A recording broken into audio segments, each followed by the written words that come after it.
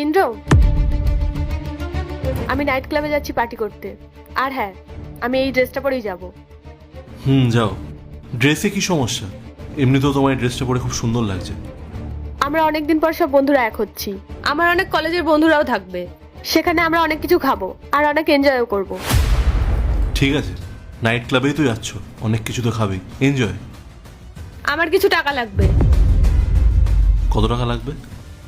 ওই 40,000 টাকা মতো।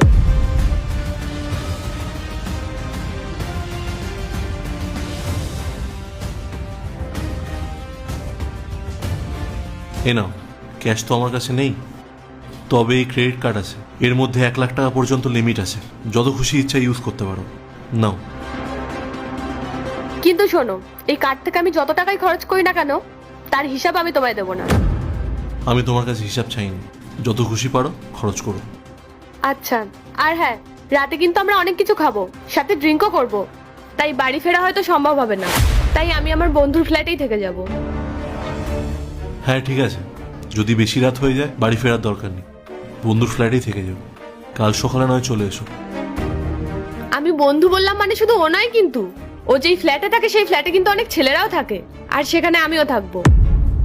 আমি চাই না তোমার থেকে কিছু লুকাতে, তাই তোমায় সবকিছু বলেই যাচ্ছি। তুমি যেতে পারো।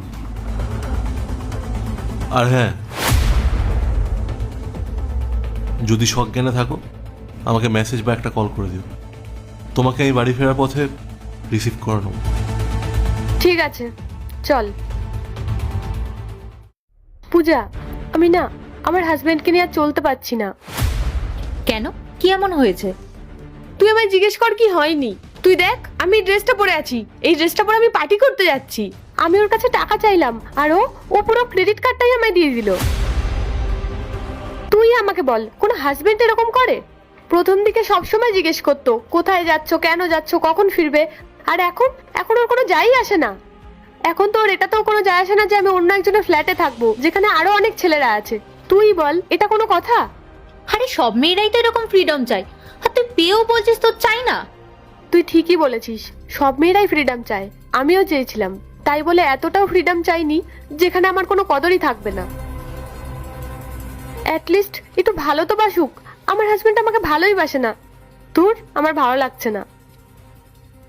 আচ্ছা, তুই আমাকে একটা কথা বলতো, তুই কি তোর হাজবেন্ডকে কখনো মানসিকভাবে আঘাত করেছিস? মানে আমি বলতে চাইছি, যেই মানুষটা আমাদের ভালোবাসে সে কখনো এটা বুঝতেই দেবে না যে তার কোনো কিছুতে যাই আসে না।